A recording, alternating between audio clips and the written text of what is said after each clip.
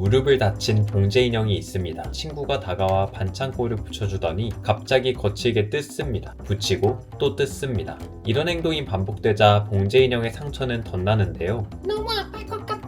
여기서 끝이 아니라 친구들과의 숨바꼭질에서 혼자 남겨지기도 하고요. 심지어 생일에는 아무도 찾아오지 않습니다. 오늘의 주인공 쿠로미는 착한 캐릭터만 모인 살리오에서 보기 드문 악당 캐릭터인데요. 악당도 다 사연이 있다고 하죠. 쿠로미가 겪은 잔혹사를 듣다 보면 솔직히 악당이 안 되고선 못 베길 정도인데요. 그래서 오늘 준비한 컨텐츠, 쿠로미가 악당이 된 사연. 저는 마하보 집사고요. 바로 시작합니다. 추천 구독.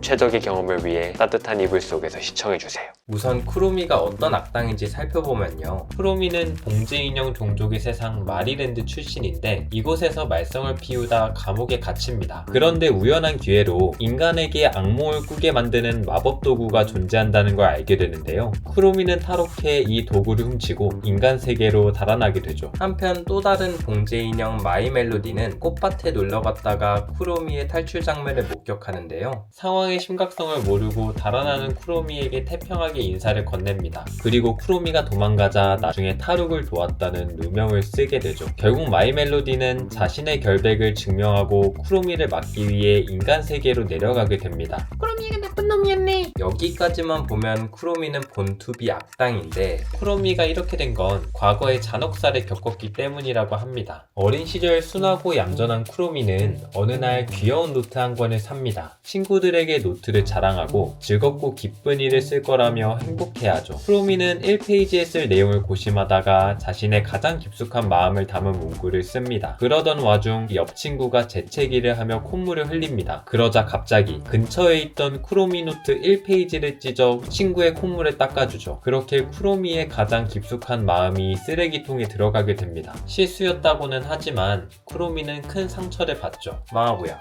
만약 내가 재채기를 했어. 근데 갑자기 내가 너 잎사귀로 콧물을 닦아. 그럼 어떡할래? 박살낼 거다.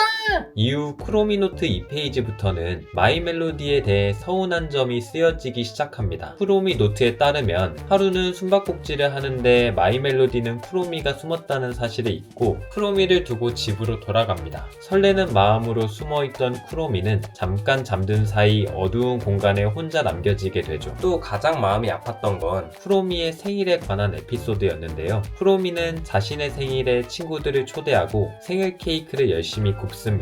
그런데 하필 그날 마이 멜로디가 감기에 걸리죠. 친구들은 마이 멜로디 병문안을 갖고 쿠로미 생일 파티에는 아무도 오지 않습니다. 넓은 원형 테이블에 쿠로미 혼자 앉아 울게 되죠. 이렇게 쿠로미가 서운한 일을 적다 보니 나중엔 노트 분량이 무려 2만 페이지를 넘습니다. 마이 멜로디에게 상처받으며 쿠로미는 점점 삐뚤어지고 결국 악당이 돼 말썽을 부리면서 감옥에 갇히게 된 겁니다. 마이 멜로디도 일부러 그러진 않았을 텐데 참 안타까운데요. 근데 사실 좀만 더 생각해보면 쿠로미가 잔혹사를 겪게 만든 흑막은 따로 있는데요. 뒤에서 이런 스토리를 구성한 바로 살리오가 말이죠. 이게 우스갯소리가 아니고요. 여러 정황상 살리오는 다분히 의도적으로 쿠로미를 악당의 길로 인도합니다. 살리오가 짜놓은 판에서 쿠로미는 악당이 될 수밖에 없었습니다. 그런데 주목해볼 점은 살리오의 기업 슬로건이 다같이 사이좋게 라는 것입니다. 이상하죠? 쿠로미를 악당으로 만들어 놓고 친구들과 사이좋게 지내다니? 사실 여기엔 마땅히 그럴만한 이유가 있는데요. 이건 잠시 뒤에 말씀드리기로 하고요. 우선 살리오가 다같이 사이좋게라는 슬로건의 진심이긴 합니다. 살리오는 1973년부터 본격적으로 선물 증정용 제품을 만듭니다. 여기서 나온 것이 전세계적 인기 캐릭터 헬로키티죠. 참고로 헬로키티는 고양이가 아닌 인간으로 설정됐는데요. 캐릭터를 가족처럼 여기고 더 나아가 소중한 캐릭터를 지인끼리 주고받으며 사이좋게 지내길 바라는 마음인 거죠. 심지어 살리오는 캐릭터끼리 기념일에 서로 선물이나 카드를 주고받는 세계관을 만들 만큼 다같이 사이좋게라는 메시지를 확실하게 전합니다. 그렇다면 이런 살리오가 왜 쿠로미를 악당으로 만든 걸까요? 추측해보자면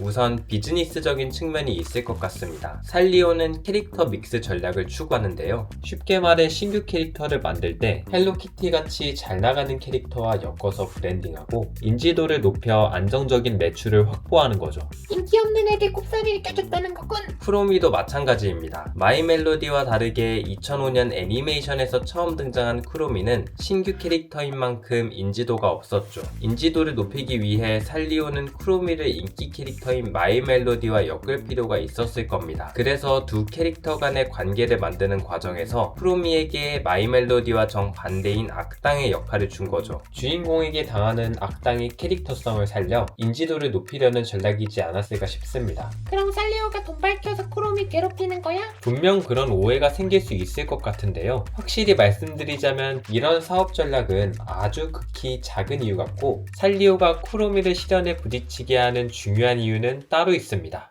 쿠로미는 그동안 마이멜로디에게 상처받은 모습을 보이지만 사실 숨겨진 사실이 있는데요. 아까 쿠로미가 마이멜로디에게 서운한 일을 노트에 적어둔다고 했잖아요. 하지만 노트를 처음 샀을 때 지금은 찢어져서 없는 1페이지에 쿠로미가 제일 먼저 썼던 문구는 이겁니다. 마이멜로디와 사이좋게 지낼 수 있게. 진정한 본심은 마이멜로디와 친해지고 싶은 거죠. 일례로 애니메이션에서 마이멜로디가 위기에 빠졌을 때 쿠로미는 가만히 있지 않습니다. 네가 사라져버리면 자긴 누구랑 싸우냐며 마이멜로디를 구해주죠. 분명 눈치 없는 모습이 밉고 싫지만 쿠로미는 마이멜로디와 함께 있는 시간이 좋은 겁니다. 이는 다같이 사이좋게 라는 살리오의 슬로건에 정확하게 부합하는데요. 때론 싸우기도 하지만 결국 화해하고 다시 사이좋게 지내는 것. 설령 그게 주인공과 악당 사이의 관계라도 말이죠. 즉 다같이 사이좋게 라는 메시지를 그 누구보다 잘 전하는 악당 캐릭터로서 쿠로미가 선택받았다고 할 수 있습니다. 사족을 붙이자면 쿠로미의 반항적인 모습이 Z세대 사이에서 인기인데요. 덕분에 마이멜로디보다도 먼저 쿠로미의 인스타그램 채널이 개설됐고요. 이런 기류를 파악한 살리오는 Z세대가 소비할 수 있는 디지털 프로모션과 상품의 수를 의도적으로 늘리는 등 쿠로미를 서포트하고 있습니다. 일본 살리오 캐릭터 대상에서 14위, 10위, 5위,